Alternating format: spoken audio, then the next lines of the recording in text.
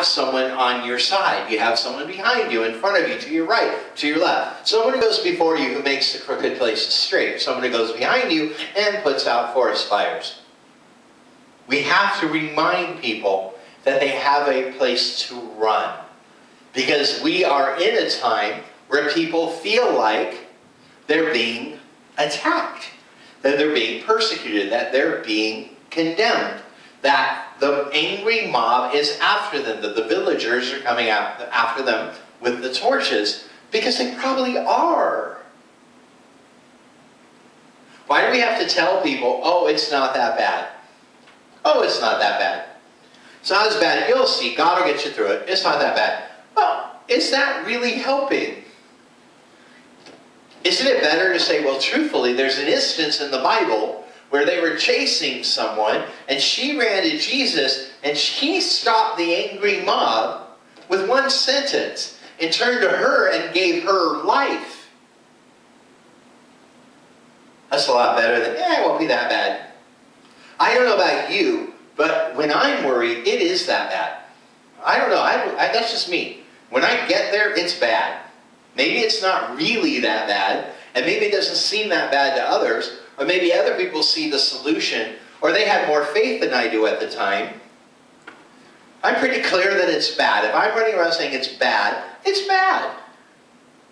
It's bad. And I have trained myself to let someone know that it's bad. I'm worried about this. I think this is bad. I'm personally concerned about this. I think God has told me this is a problem.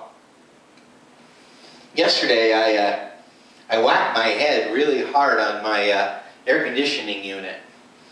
And having had several concussions in my life from things that didn't hit half that hard or that loud, I figured I probably had about 30 seconds to act if I got a concussion or if I was going to faint. Because I really thought I really was going down. I really did. You do that thing where you hit your head on something and you go, how bad is it? And you kind of write it out and you go, okay, if I can remember my name, if I can count to 10, you know what I mean? You do something to try to remember who you are and what you did. That's the main thing. If you can remember what you did, it's usually a good sign. I was really concerned that I was forgetting where I was, and there was no one around. So I picked up the phone and I called someone and said, hey, by the way, I just hit my head really hard. If you don't hear from me in a half hour and you call me and I don't answer, there's a problem. I didn't think I was going to die, but I thought maybe I was going to go unconscious. You know, it's a good 24 plus hours later, and I still feel like someone took a sledgehammer to my head. And I just figured it's better to err on the side of there's something wrong when there isn't, and make sure you have support and people who know there's a concern, than to act all high and mighty in God, say, well, God will heal me, and God will heal me, and then, you know, fall into a coma in the backyard while your dogs eat your flesh. So, that's what I had to look forward to. I was just trying to help the dog, man. I was just trying to bathe the dog, and we were playing, and I backed up in that outdoor unit, and, you know, I stood up, and which way did he go, George? So, yeah, I felt good. And I felt good about it. I think we are people of pride that don't know how to run to the Lord, and we can practice by learning how to run to people when there's a concern. Those mini strokes, they call them what? They're TIA, is what the initials are, and people call them TIAs, which is, I read online, is not an accurate way to call them, but I hear people say that term. And I knew two people in 1 year, two women in 1 year, who had these mini strokes. And both of them told me horror stories of what it was like while it was happening and how disoriented they were. And then after they told me these horror stories, they both said to me, now don't tell anybody. Don't tell my husband. Don't tell my children. What? I'm supposed to keep a secret. Okay, why don't I just leave you alone and you can just go through your life and have as many mini strokes as you want without getting the help you need? I found that rather devastating. Yet we're all the same way. We all have stuff, physical, mental, spiritual, or relational, that we don't want to discuss with people because we're embarrassed, or we're scared, or we're afraid they're going to get all up in our stuff and tell us stuff we already know. You know, we all have good reasons not to want to talk about stuff. But that has spilled over into our fear of coming to the Lord with our problems. I hear people say, well, I just think God's too busy and I'm too insignificant. Well, okay, well, when Jesus is on the cross thinking about you, I'll let him know, don't bother. Don't bother. They're insignificant. I mean, what do you mean they're insignificant? I'm hanging on a cross, for goodness sakes. Did you not see the Mel Gibson movie? This really hurts. And I did it for someone who was insignificant. I didn't get that memo. Well, sorry, Jesus, I have to inform you that there's only some significant people on the planet, and the rest of us are insignificant, and we're not going to cast our cares upon you because you care about us, no matter how many times you tell us that. We're just not going to do it. And the reason we're not going to do it is because we're people of pride, and we're people of the deception. We are being deluded and deceived by Satan into believing that keeping our mouths shut is serving us. That not going to people with our problems, not getting prayer for what we need, not telling people we're scared about. Saying, I get judged more about my fears than I do about anything I've ever done in my life. In the 28 years I've been a Christian, I feel more judged for the things I've admitted to being afraid of than anything I've ever done in my life. Seriously. This is the guy who wore dresses for 2 years. I am serious. I remember I was at a church and I mentioned that I'm afraid of flying.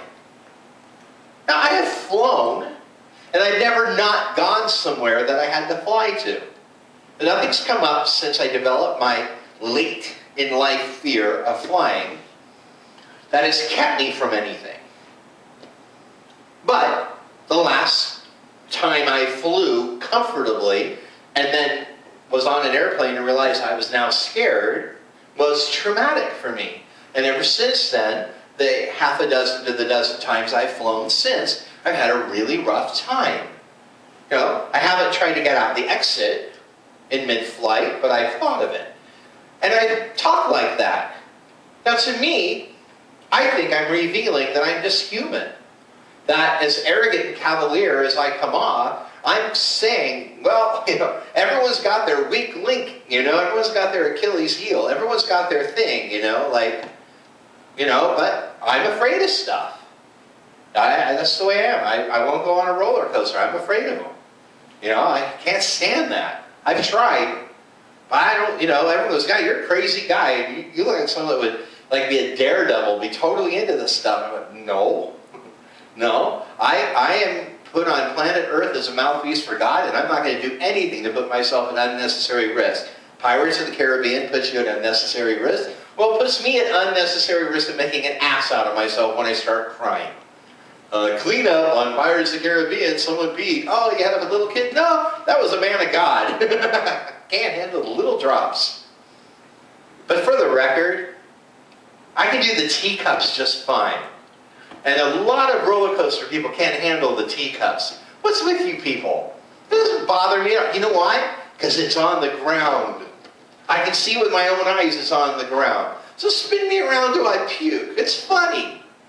Caramel corn's pretty going in and out, you know? But seriously, I've talked like this at a church, and someone came up to me and said, I'm concerned about you, Paisley. I said, why? And he said, because the Bible says, oh, here it comes, perfect love casts out all fear. And you're afraid of stuff that most people aren't afraid of.